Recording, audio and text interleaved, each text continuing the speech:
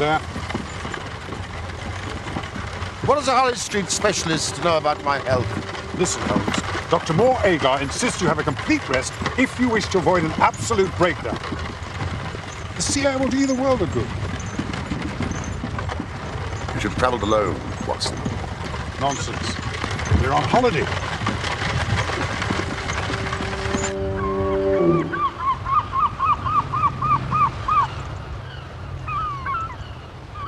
Wonderful, Holmes, wonderful. The views are spectacular. We're overlooking the most dangerous piece of coastline in the country. Your friend is a natural historian, I presume. An old acquaintance from my college days.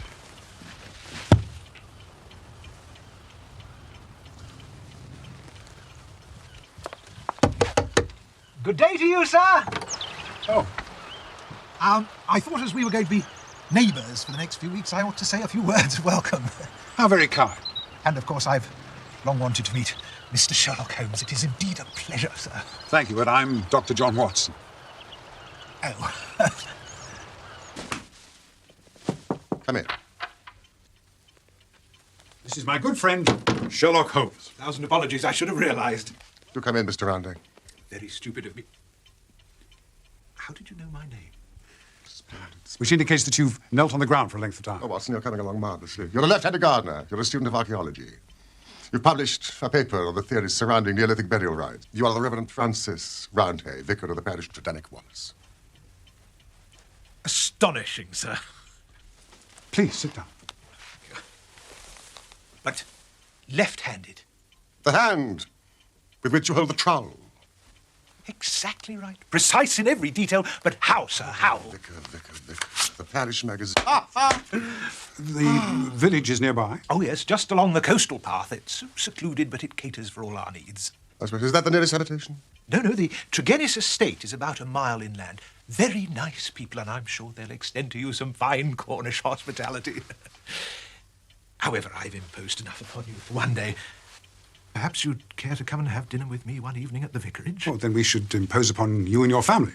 Oh, no, alas, I have no family. I live alone, except for Mr. Tregennis, who has a suite of rooms in the house. But does he not live on the estate? A family dispute. His sister and 2 brothers live there, but he chooses to live apart. Do you know, dinner at the vicarage is a splendid idea.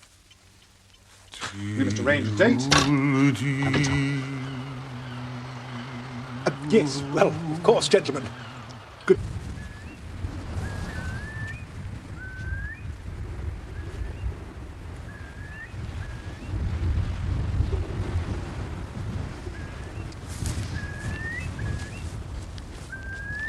Good morning. Ancient tombs, scattered throughout the length and breadth of this peninsula. Quite so.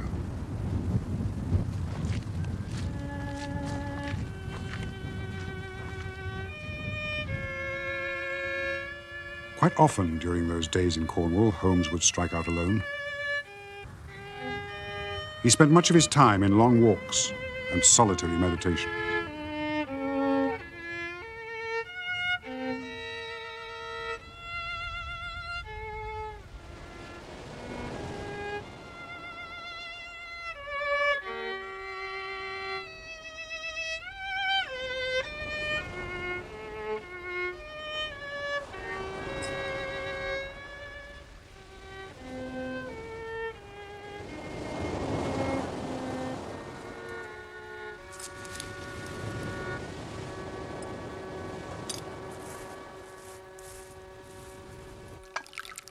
One morning, however, my friend's convalescence was violently interrupted. Gentlemen, I urge you to consult the police. Holmes is a sick man. Yes, but getting better all the time, Watson. This is a matter of some emergency. Mr. Holmes, we can only regard it as a special providence that you should chance to be here at this time, for in all ink occurred here during the night. You have my full attention. Perhaps I'd better say a few words first. This is Mr. Tregennis, of whom I spoke. Now, Mr. Tregennis spent last night in the company of his brother George and Owen and his sister Brenda at their house at Tredanick Water. He left them playing cards around the dining table in excellent health and spirits. But on his return this morning, he discovered a truly bizarre state of affairs. All three, both alive and dead, retained upon their faces an expression of utmost horror. Dead. A convulsion of terror. It was dreadful to look upon. Was there any sign of anyone else in the house? Only Mrs. Porter, cook and housekeeper. She'd slept deeply and heard no sound in the night. Is anything missing? Disarranged? Nothing, Mr. Holmes. Could possibly frighten a young woman to death and two strong men out of their senses. Yes, what indeed. I'm sure, Holmes, that the local police would have reached... Well, Mr. Holmes.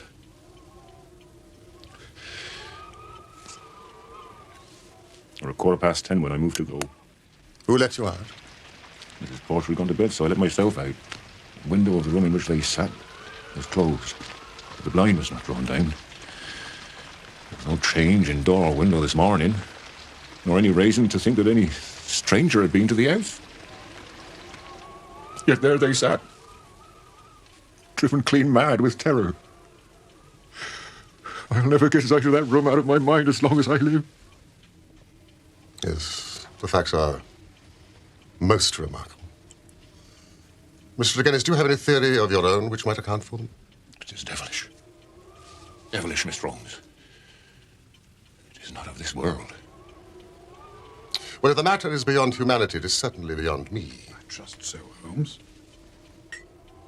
Let you spend together. If anything stand out in your memory which might... It occurs to me. As I sat at table, my back was to the window. And my brother George, he'd been my partner at cards, was facing it. I saw him once look hard over my shoulder. The window shut. But I could just make out the bougies on the lawn. It seemed to me for a moment that I saw something moving among them. I couldn't even say if it were man or animal. But I just thought Action of evil? None that I was aware of. How did you hear the terrible news so early this morning? I'm an early riser. Urgent message from your sister's house. What's happened? I'm not quite sure, sir, but you... At least 6 hours. No sign of violence. How? I've never seen the like, Mr. Tregennis. Not in all my years as a... You all right? I've got you.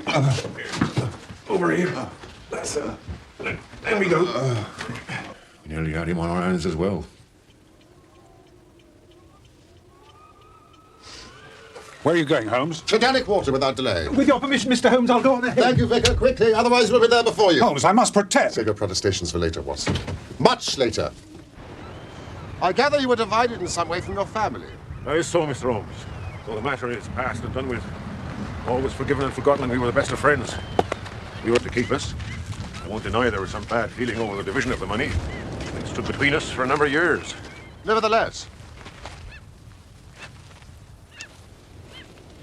you decided not to leave Cornwall. I suppose I entertained some hopes of returning home one day. Holmes!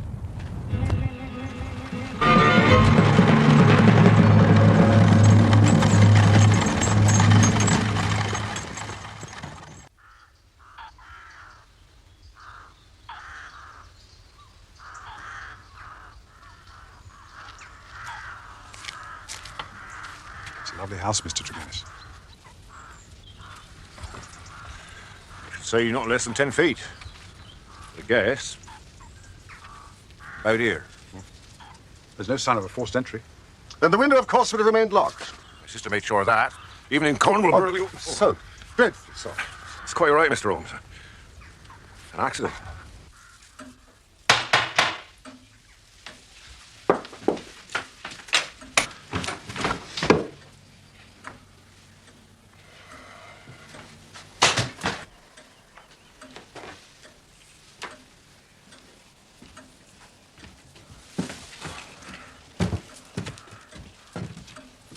I should like to meet the housekeeper.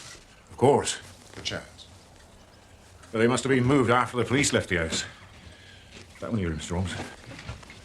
One over there. This one here. This one. Over here. Has anything else been moved? All is as I remember it. That is a very interesting word. So you no longer subscribe to the theory of a supernatural explanation?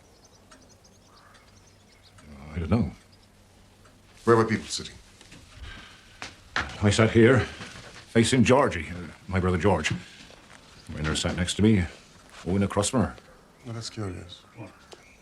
I mean, from this position, the figure outside of the window must have been well over 6 feet. I can only tell you what I saw, Mr. Holmes. This is my housekeeper, Mrs. Porter. I'd like you to meet these gentlemen, my dear.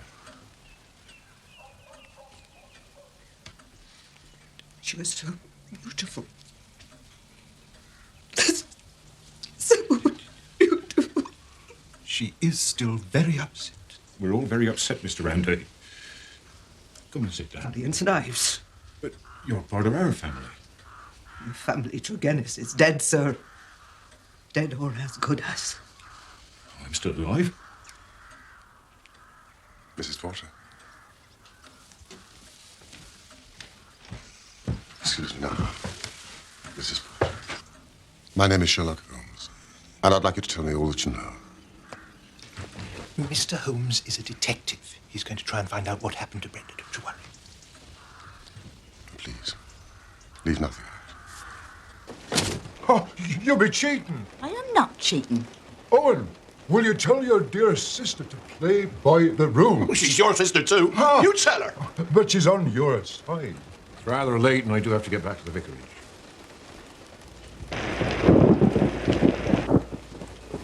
Morning. Dear brother, I know where I'm not welcome. And why visit us at all? You disowned us. Sorry.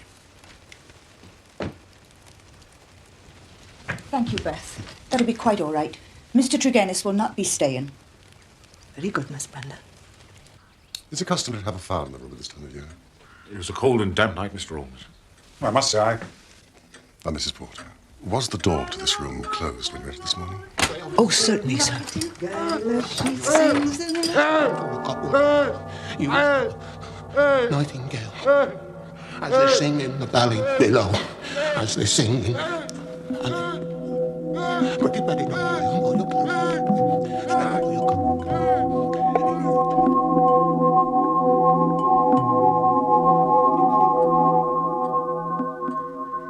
When I recovered, I threw wide the window to let in the morning air. Then I ran down.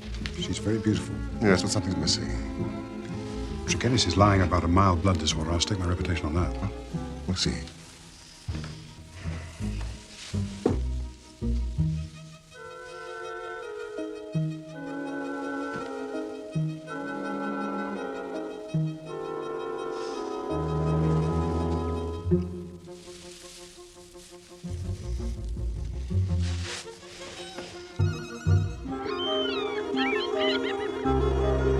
It won't do! It won't do! 3 people previously stricken by some conscious or unconscious human agency. Now, when exactly did this event occur? They'd finished playing cards. It was past their usual hour for bed. Apparently the chairs had not been pulled back from the table. Well, it must have been only moments after Tregennis left the house. Exactly. You're conscious, of course, how I managed to obtain a clearer impress of his foot. Yes, I guess something of the sort.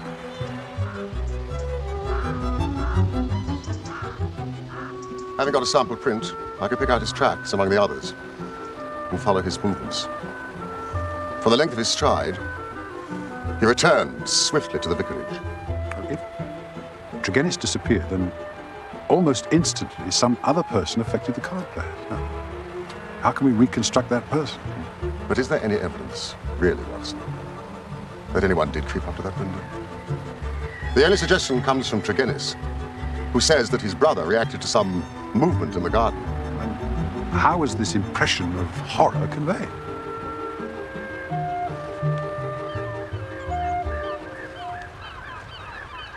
You're Mr. Sherlock Holmes, the detective. And you are Dr. Leon Sterndale, the great lion hunter and famous African explorer. Have you made any progress? Tregennis, very well. Indeed, upon my Cornish mother's side, I may call them cousins. So their strange fate has naturally been a great shock to me. Do you know of anything that could help us in our inquiry? In any way I can.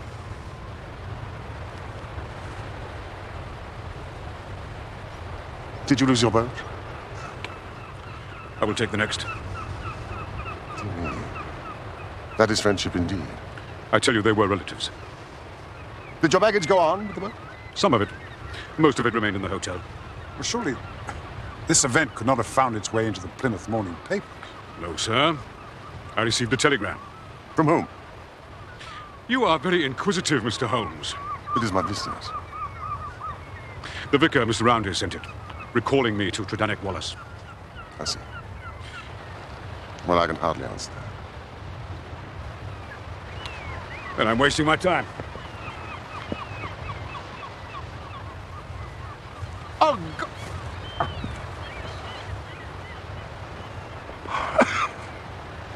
To work the brain without sufficient materials. Sierra, sunshine, patience, all...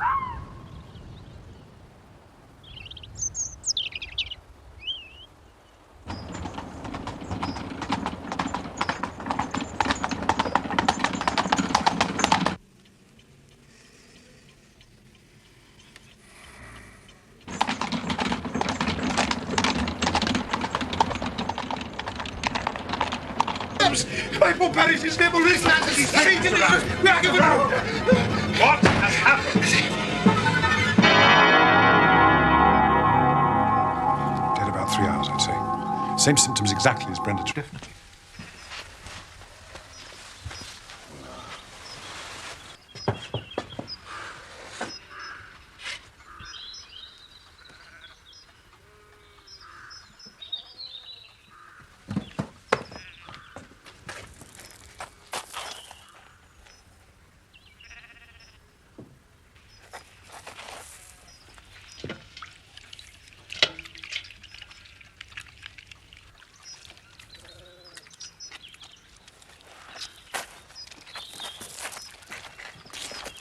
Who opened this window? But my housekeeper, she was the first into the room this morning. Where is she now? Oh, she's taken to her bed with a severe headache, no doubt greatly affected by the shock. I am most terribly sorry to inconvenience you in this way. I know you both came to these parts to rest, but... It isn't easy with Holmes around. He likes nothing better than to sink his teeth into a problem of this sort. But 2 deaths, Dr. Watson, in the space of 2 days. This is the work of the devil. Make no mistake. Put your faith in the known and tangible, Mr. Roundhay. I'll need a statement from you and your housekeeper. Oh, Master, I'm afraid she's still rather ill. Check up. Who are these gentlemen? Oh, Mr. Sherlock Holmes and Dr. Watson from London. I've heard of you, Mr. Holmes. I'd appreciate it if you would lead this inquiry to the official police. As you wish. I do, sir. Would you direct the inspector's attention towards the window upstairs and the lamp on the table? Each is suggestive. Together, they're almost conclusive. Watson? Good afternoon. Good luck.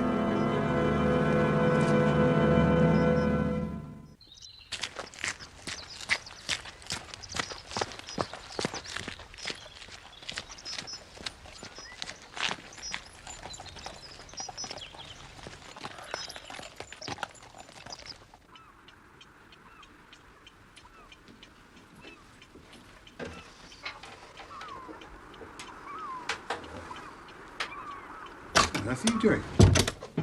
An experiment to test a theory. Isn't that the lamp that was in Tregennis's room?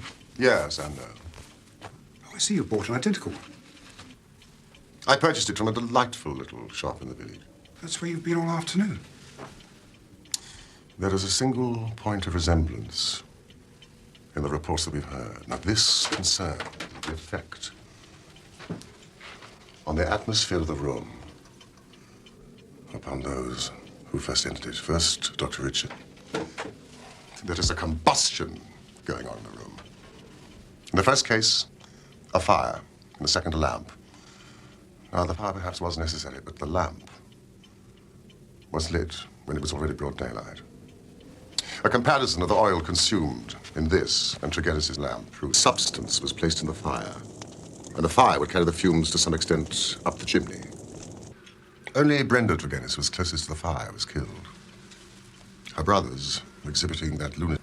So it's a poison which works by combustion. Now, the obvious place to look was the smoke guard of the lamp in Tregennis's room. There, sure enough, I perceived a number of flaky ashes, and round the edges, a fringe of brownish powder which had not yet been consumed. Half of this I took, the other half I left for the police. We will see. I thought I knew my Watson. Would you open the door? Now, would you like to just sit there?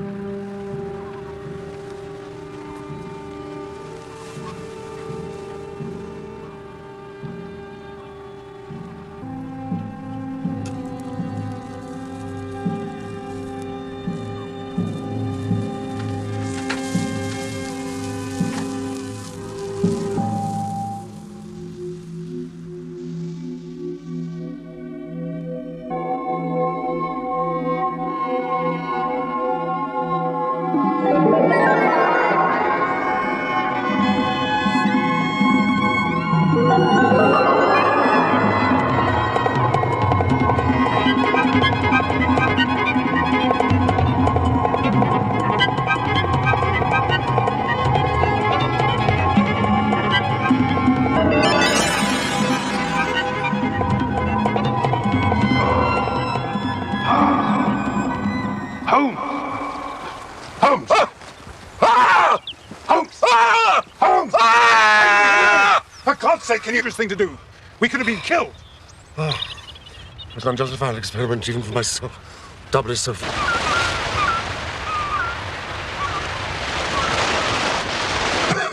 All the evidence points to Tregennis being the criminal in the first tragedy and victim in the second.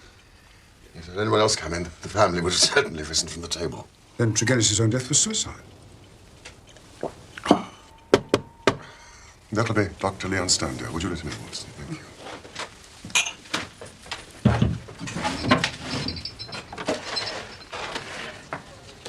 Please, come in, Dr. Sterndale.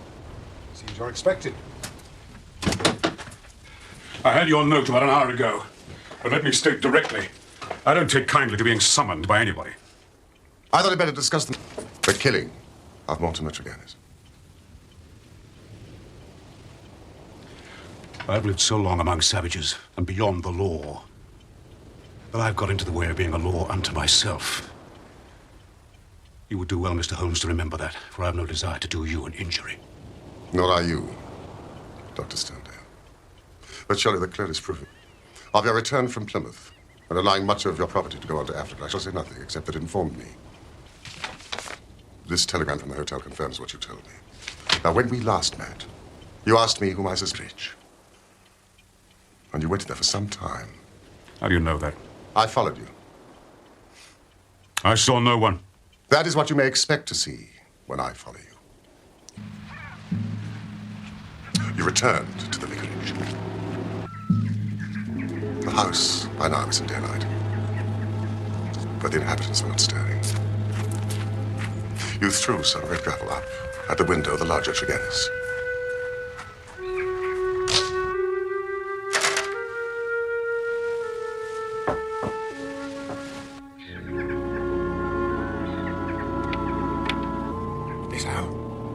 The doors are locked.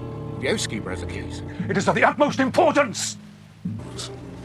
Which at the present moment are upon your feet, gave Brenda Tregennis. Yes. Yes.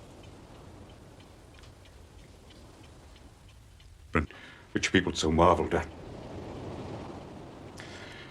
It brought me close to the one person on this earth who was dear to me. I couldn't marry her, for I had a wife who left me, but whom, by the deplorable laws of England, I could not divorce. For years, Brenda waited. For years, I waited.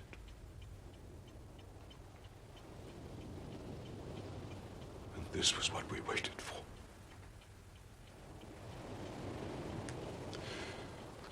Roundhay knew. He was in our confidence, hence his telegram to me at Plymouth. What was my baggage, or Africa, to me, when I learned that such a fate had befallen my darling? There you have the missing clue to my actions, Mr. Holmes. Radix pedis diaboli. Devil's foot. No knowledge. For I believe that save for one sample in a laboratory in Buda, there is no other specimen in Europe. It is used as an ordeal poison by the medicine men in certain districts of West Africa. And it is kept as a secret by them. There had been a quarrel about money which estranged this man, Mortimer.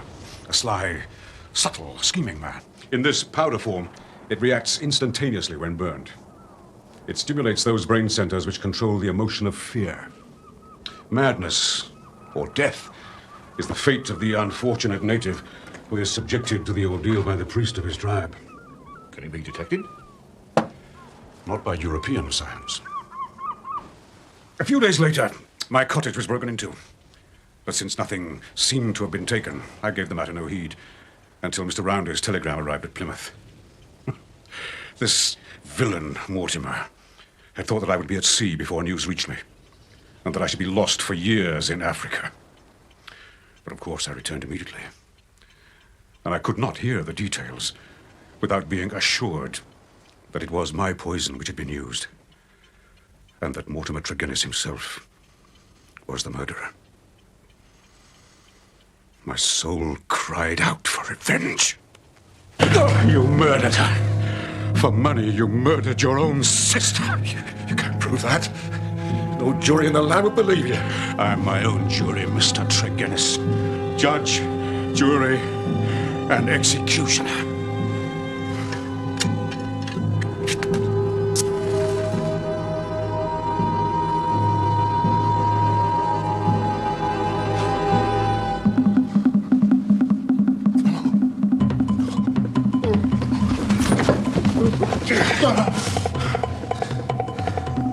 I lit the lamp. My God, how he died. But my heart was flint. For he endured nothing which my innocent darling had not suffered before him.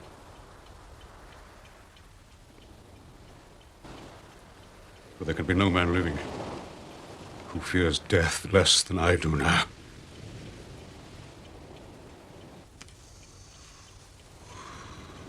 Go and do the other half. I, for one, am not prepared to stop you.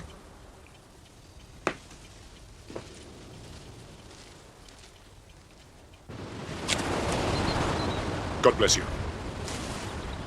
Both.